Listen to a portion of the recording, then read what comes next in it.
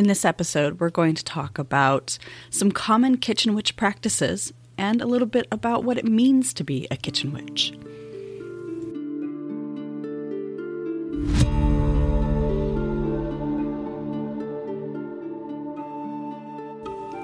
Hi, I'm Leandra Witchwood, and welcome to the Magick Kitchen, where we explore magic, recipes, herbs, rituals, and everything in between.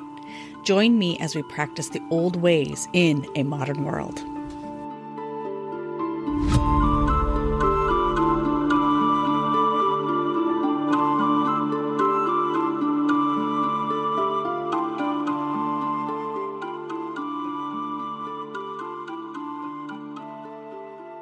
Merry meet and welcome.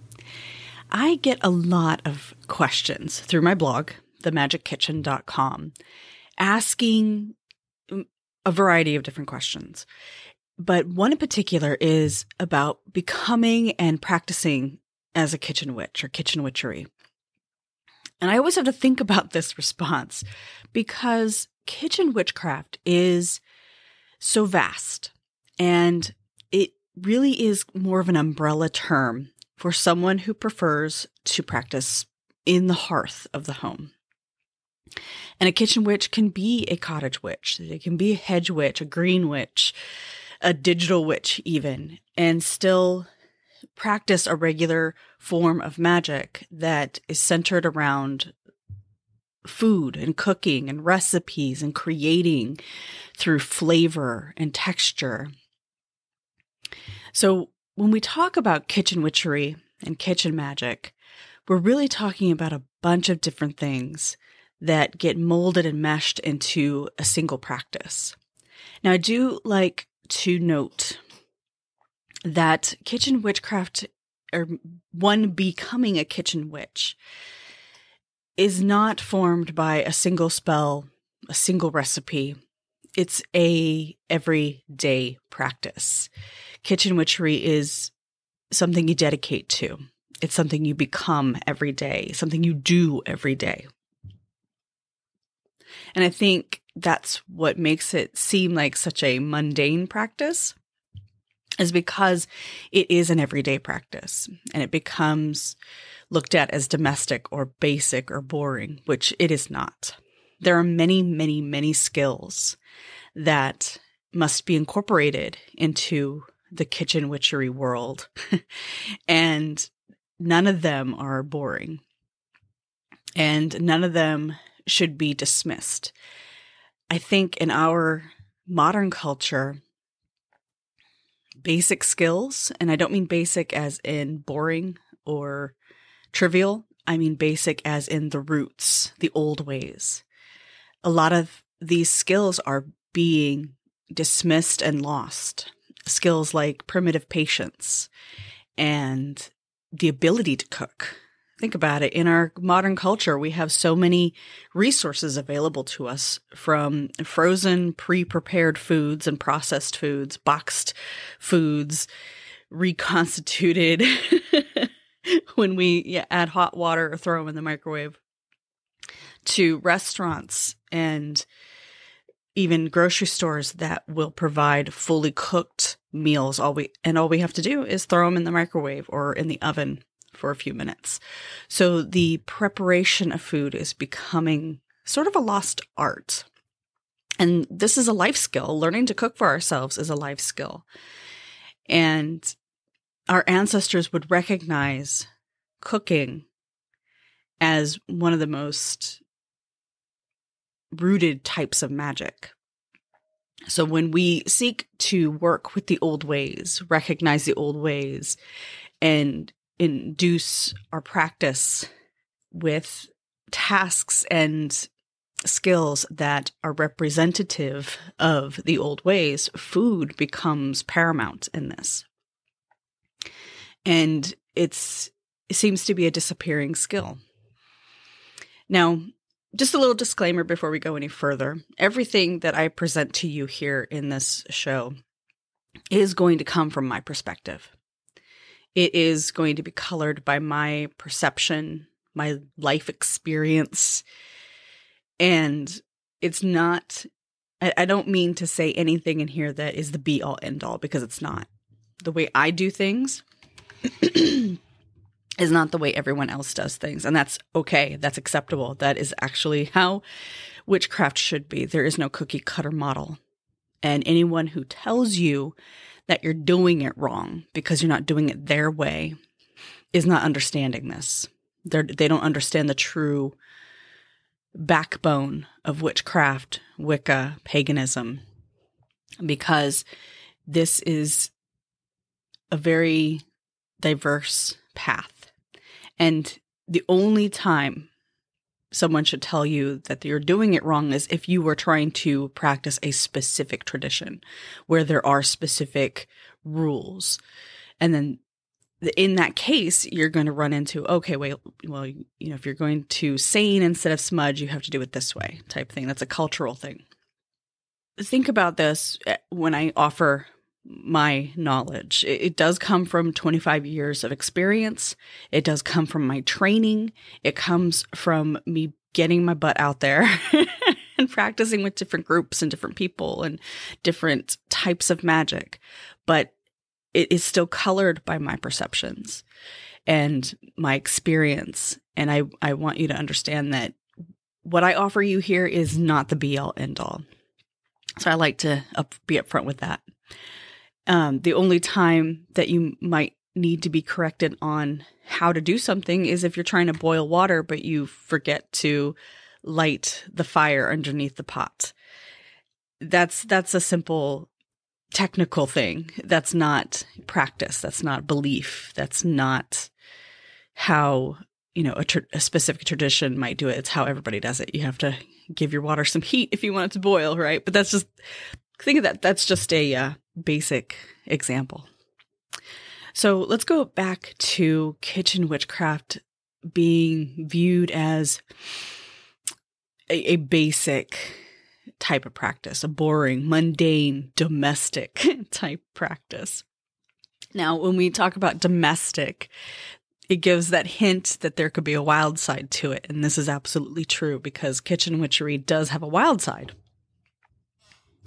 It has a little primal essence to it. Now, in this episode, and whenever I speak to my audience, or whenever I give lectures, or anytime I talk about kitchen witchery, I am not going to get into the vegan versus meat eater debate. That is a personal preference. And if you are vegan, great. If you are omnivore, great. Pescatarian, fine, whatever. How you prefer to eat is your preference. Do not tell anyone. Do not tell me. Do not tell anybody listening to this podcast. Do not go onto Facebook and the Facebook groups. Do not go anywhere and tell people that they need to eat this way. And this is the only right way to do it. Because, again, we go back into the diversity of witchcraft, of being human. And veganism is not right for everybody. Being an omnivore might not be right for everybody. It's a personal preference. So just to add to that, I want to be very clear that that's not something I tolerate. People telling other people what they should and should not do when it's a personal preference. So going back to the idea of you can't boil water without heat underneath it. Now, if you're complaining that your water won't boil and you're not lighting some fire underneath it, then then you're doing it wrong. But that's a totally different, we're comparing apples and oranges here. So, okay, back to sidetrack, back to the idea of kitchen witchery being mundane or boring. Think about this. When you're cooking with magic, you are cooking with magic. You're offering up a piece of yourself onto a plate, and you're offering that to your ancestors, your guides, your protectors, your loved ones, your family, your friends. This is far from boring or domestic. This is profound. And anyone who accepts a plate of food from you that has been magically infused, now scratch that. Anybody who accepts a plate of food from you who did not lift a finger to cook it should deeply appreciate the efforts you put into creating that meal. Because even if you're not infusing it with magic, if you're cooking with love, you're still infusing that food with something special. And anybody who does not feel gratitude towards the effort you made to cook them food, to nourish them, and to quiet their growling belly, doesn't deserve your food, in my opinion. But when we as witches take each ingredient and we infuse those ingredients, we take that recipe and we magically concoct it. We magically put it together, and then we magically plate it, and we offer it to our loved ones and our protectors and our ancestors. We are doing something profound. We are initiating change. We are ensuring peace in the home. We are doing something that no one else can do. And these offerings are sacred. Our work in the kitchen is sacred, and it should be treated as such. It is far more than just slapping together some boxed macaroni and cheese and making sure that the kids aren't hungry anymore. When we do it with love, when we do it with magic, it becomes something else. It becomes something profound and beautiful.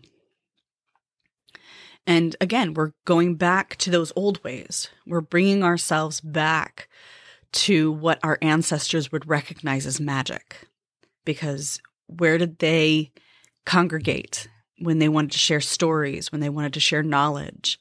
They congregated around the hearth fires, whether that be in a fireplace or around a fire pit where everyone communally gathered and shared information and stories and connected with one another.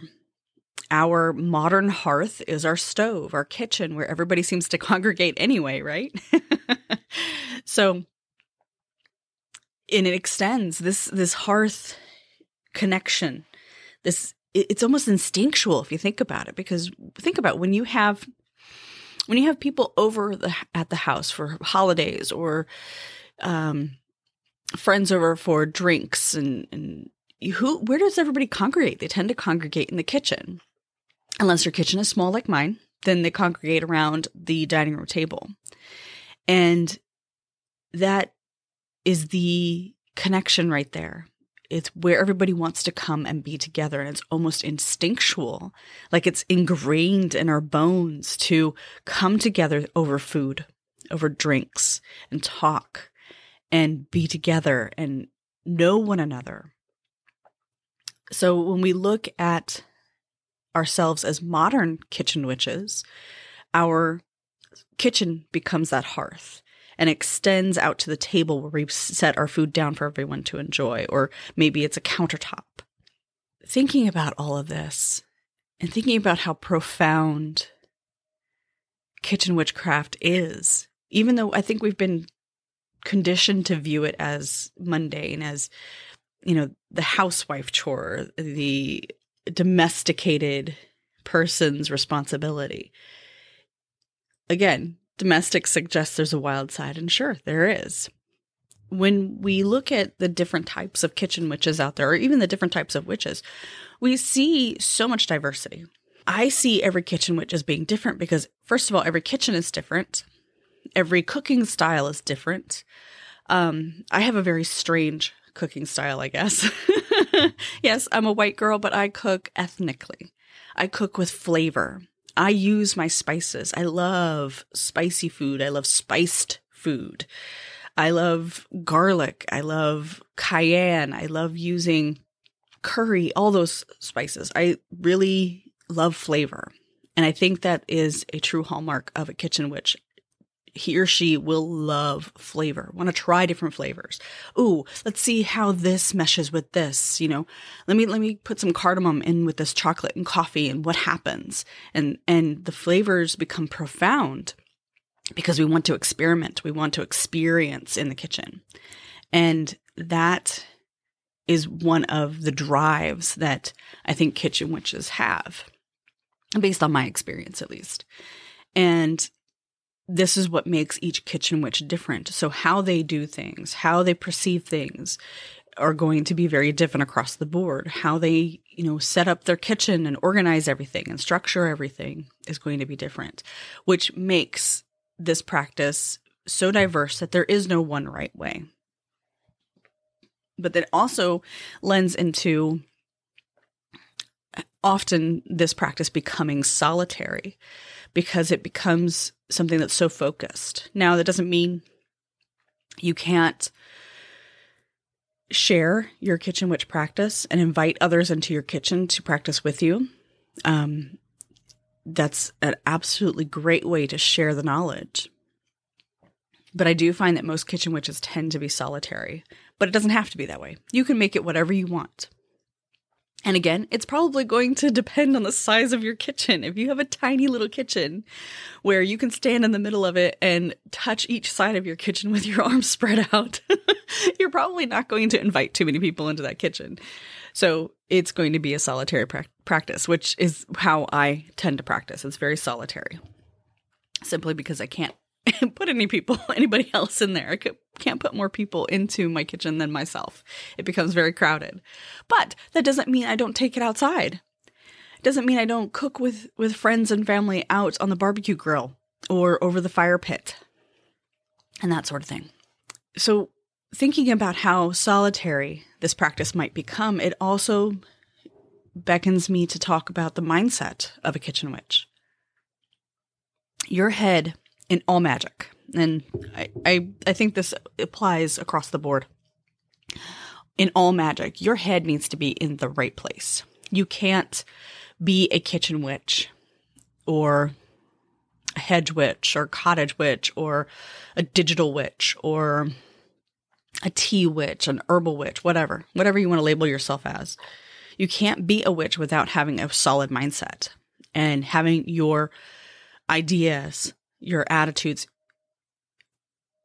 tuned into the right frequency. This does not mean, and I say this a lot, you'll read it in my blog, you will hear it on my YouTube channel.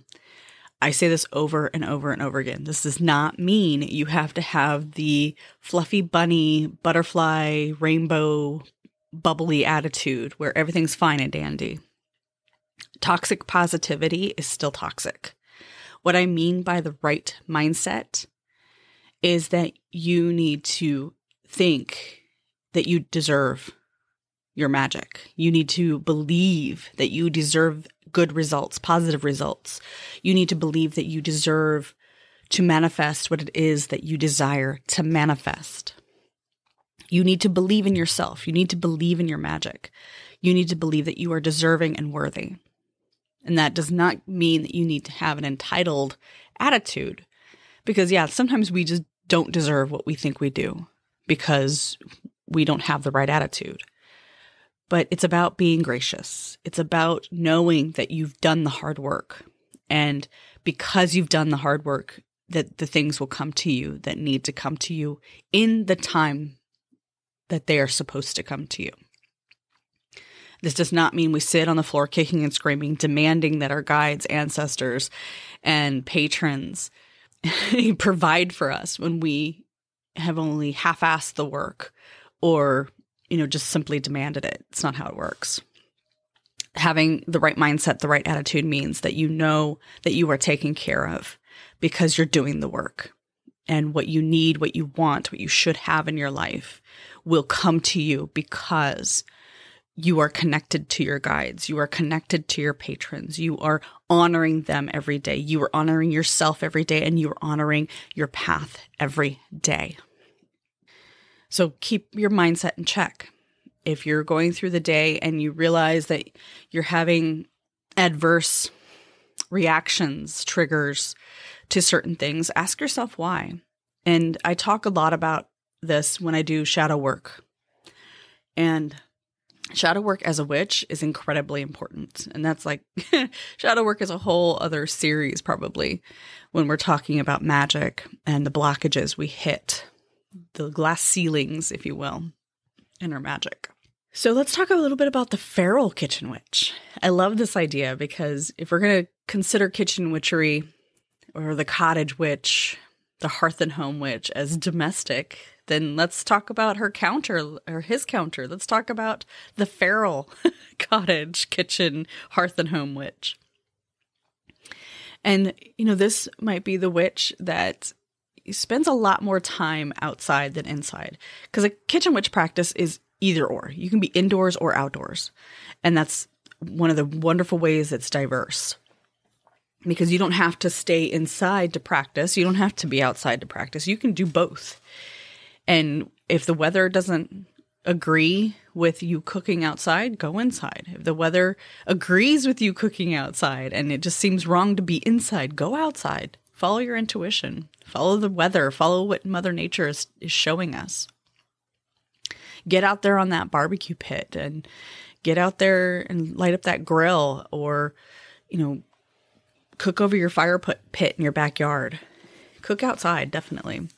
And I think this is one of the markers of a feral kitchen witch, is he or she needs to be outside. I do this a lot.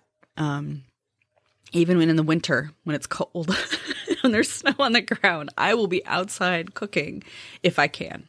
And it's relaxing to me. It's reconnecting, rejuvenating for me. And the feral kitchen witch might also be a forager. He or she might go out into the forest, into their yard, or other natural places where they have permission, and forage for their foods. Forage for mushrooms, or forage for greens and roots and wild vegetables, wild foods. And before anybody runs out and does this, please you need to educate yourself on foraging first, because you don't want to just pick up any mushroom or any leaf or any root and start munching on it without knowing what it is, how to harvest it, how to conserve while you're harvesting, how much of the plant you should harvest. There's a lot that goes into foraging that you need to understand before you run out and go do it. Find a class. There's plenty out there, online and in person, that will show you how to forage for wild foods and feed yourself. The wild or feral kitchen witch might also just grow her own foods or his own foods in their yard, and, follow the moon cycles and planting and harvesting, that sort of thing. And this is where we get into other types of magic that complement kitchen witchery. So kitchen witchcraft tends to be more organic or intuitive. One, because it tends to be solitary.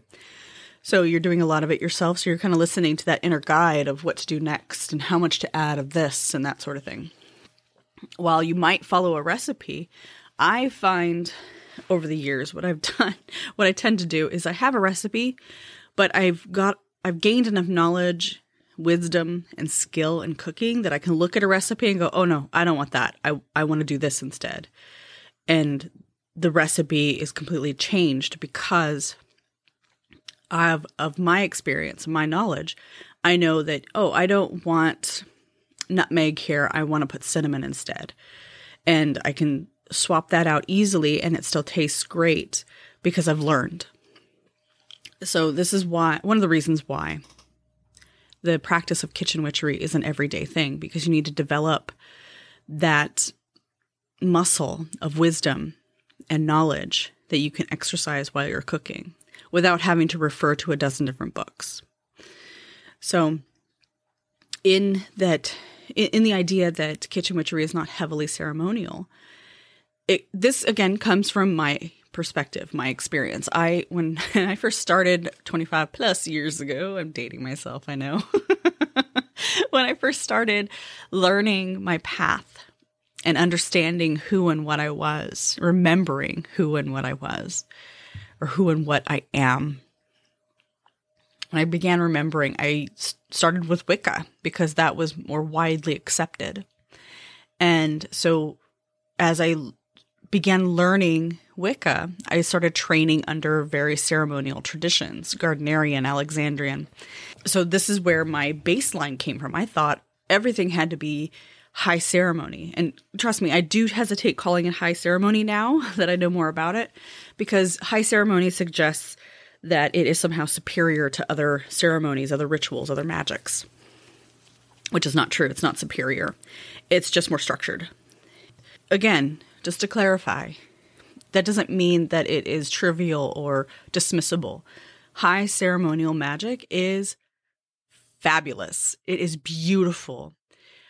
But if it's not right for you, you might be better off as a spectator of it rather than a practitioner of it. It is exhausting. It requires a lot of memorization, a lot of, you can only do this because of this, or you can only do that because of that. And it's very rigid, almost OCD. I do affectionately, I call it the OCD magic because it has so many regulations in it. It's very patriarchal in that sense, where it's very linear. You can only do certain things at certain times. You can only wear certain robes for certain ceremonies. You only light certain candles at certain times. You only call certain deities or guardians at certain times. And it didn't allow me personally to tap into my intuition, my intuitive magic that allowed me to change directions when I needed to because I was being guided there. So kitchen witchcraft, when I discovered that this was a thing, I was instantly drawn to it because I realized I could be intuitive. I could use all those skills that my mom taught me, my grandmother taught me, my aunt taught me in the kitchen. And I could do something profound with those skills, not just cook a cool meal and feed everybody, but something else. It was something more. And this really attracted me to the idea of a kitchen witch practice. Now, this does not mean that kitchen witchery is not structured and it's not organized. It has to be. You have to be structured. You have to be organized. You have to be able to multitask. You have to be able to, watch your sauce reduce while your potatoes are boiling so you don't screw something up, right? You have to know your timing so that you're not pulling out your vegetables while your meat is freshly cooking, because then your vegetables are going to get cold while your meat is still hot. And, you have to know your timing. You have to know the progression of certain things, but it's not so rigid that I feel constricted in kitchen witchery. I've also come to discover the different types of magic you can use in kitchen witchcraft. And this is where I really get excited because I love learning new techniques. I love learning new skills. I love knowledge. And this is where it's so much fun because you can incorporate so many different things, so many different elements in your kitchen witch practice. From, sigil magic. Let's start there because that one's fun too. I know sigil magic recently has become kind of a buzzword in the witchcraft and pagan community. And this is nothing new. Nothing that we learn now as witches is new, okay? Maybe the digital part might be a little bit new, but it's still a spin on old ways. So when we talk about sigil magic, our ancestors have used glyphs and sigils and protective drawings for centuries. And when we incorporate this into our cooking, into our food, it becomes amazing because now we have a visual representation of what we're trying to do. You can create your own sigils and draw them with your condiments. You can carve them into your dough. You can draw them with a knife, carve them into your potato before you boil it, into your carrot. Which leads us into another type of magic we can use, which is representational magic. They kind of link together, right? And if we think about it, some of the first poppets that were ever made were potatoes. Yep. Think about carved turnips at Samhain. That's representational magic. And when we carve a face or a body out of something, we are representing the person where the magic is supposed to go. Think about in kitchen witchery, you're creating a healing soup or stew for a sick friend. Take one of the ingredients, a carrot or a potato, and carve a little doll that represents them and throw that in to cook with the stew. And envision your magic seeping into that doll and seeping into them and healing them from the inside out. This is powerful stuff. There's nothing boring or mundane or basic about this. This is profound stuff. And this is what we do as kitchen witches. But it's all under the surface. You know, your husband or partner or girlfriend in the next room won't know what you're doing if it's a solitary practice. You're just doing it. And that's maybe why it seems a little boring or basic, because if the person onlooking is not in the know, all they see you doing is chopping up a potato or carving a potato. They don't understand what's going on.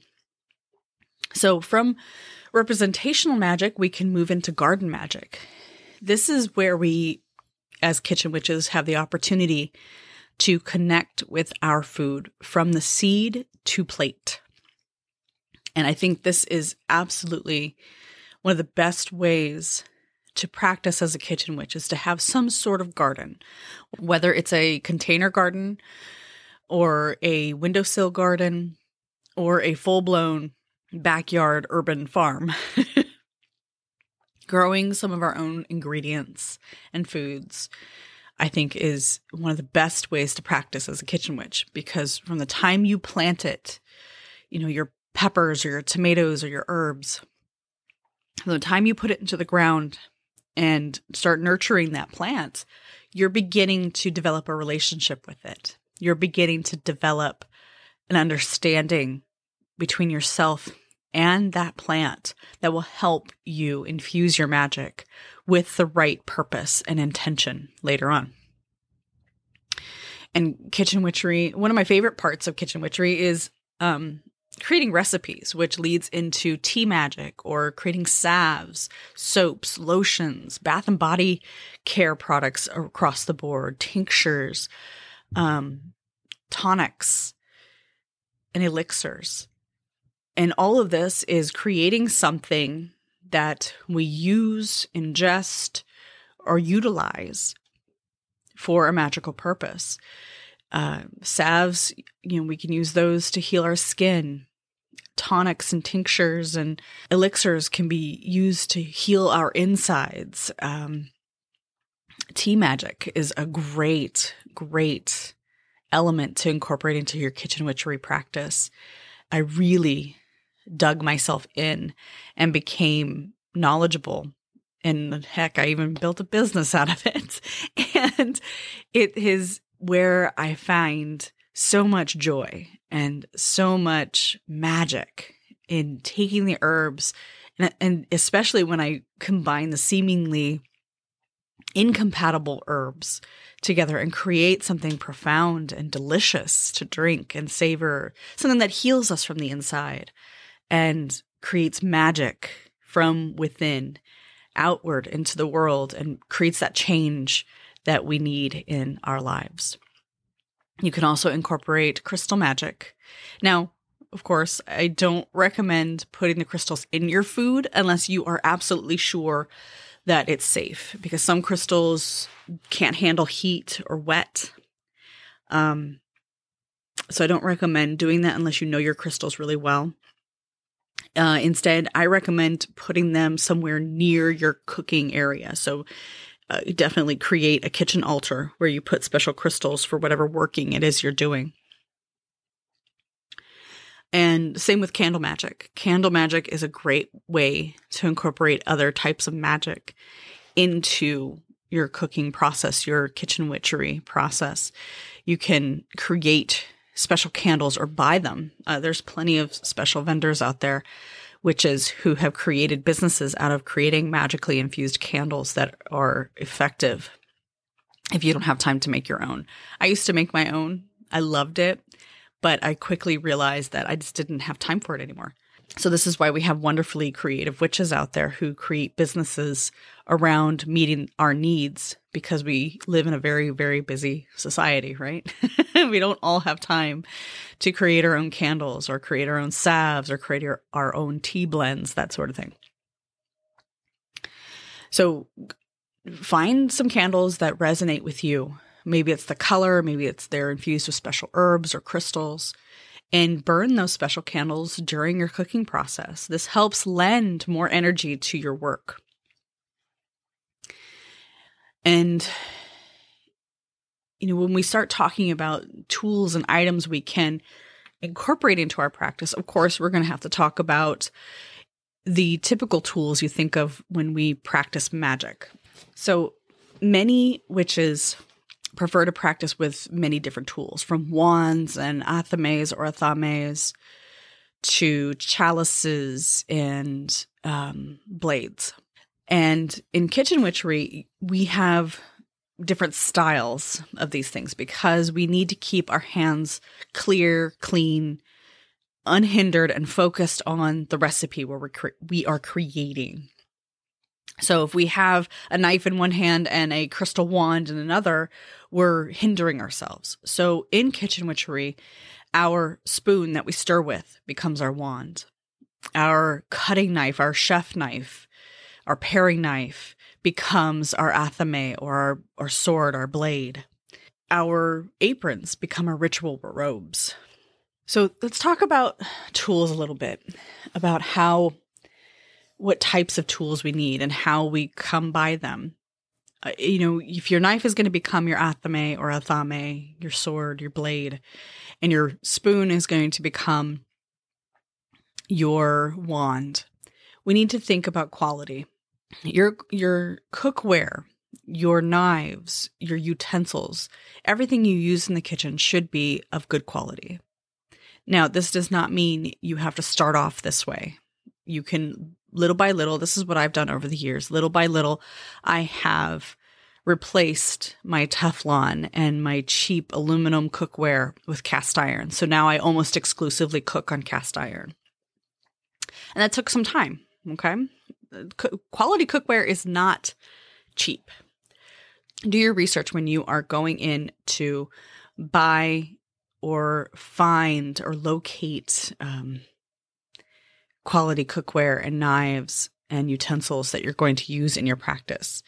Just like you would take time to either make or buy your wand, you want to take time to really think about what you want. There are a couple of companies out there, small companies, I think on Etsy, that create magical spoons, wooden spoons that are carved with magical intention.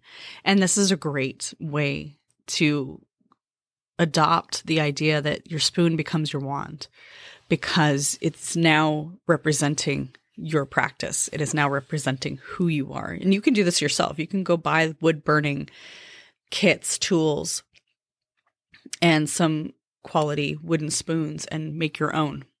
But if you don't have the time, go buy it. Support some local businesses. Knives are something that I always like to stress, because having good, comfortable, well-balanced, sharp knives will transform how you perform in the kitchen. It will cut your fatigue. It will cut your time in the kitchen, and you won't be dreading the whole process. Because let's be honest, if you are dreading any part of your practice, if you're having to talk yourself into any part of your practice, there's something wrong there and you need to address it. So if it comes down to you hate chopping, dicing, and slicing, it might be a matter of honing your skills and getting the right tools for the job. Think about your apron. Your apron becomes your ritual robe, because in the kitchen, we need to be comfortable. So we don't want to wear things that we might wear in a high ceremony. I definitely would not wear some of my robes that we used in high ceremony, because for one, they were made of fine fabrics. So some were silk and brocade. And I would be devastated if any kind of grease or harm came to those robes. And they were pretty elaborate. They had bell sleeves. They had a lot of flowing fabric. They were not comfortable for doing an activity in. They were meant for as a display of honoring the deities. So they were very fine and a little uncomfortable, to be honest. So they're not something I would use for cooking. I don't recommend it. I also don't recommend cooking naked. Skyclad? No.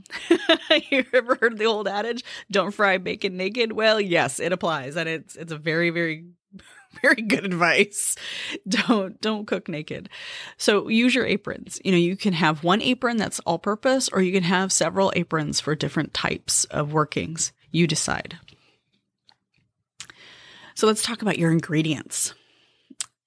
A kitchen witch needs to be very mindful of his or her ingredients. The idea is to use items that are minimally processed. Why? Your ingredients are going to lend to your working their energy, their essence, their attributes. This is why we choose certain types of foods, herbs, spices for certain workings. It's why we choose cinnamon for success. And if we're not using a food that is closely linked or closely representative of its original state, we're losing a lot of its magical essence. Think about what the industry does with processed foods, okay? They strip the food of all its nutrients. In this process, they're also stripping it of all of its magical essence, all of its magical aspects.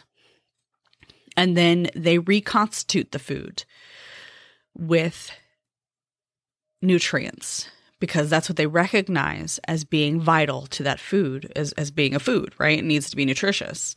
So they reconstitute the food with nutrition, but they can't reconstitute it with its magical essence. So that is completely lost from the food. And so why do they do this? They do this for shelf life. They do this for consistency and flavor. But what they don't recognize is that when they do this, they're stripping it of everything that food ever represented.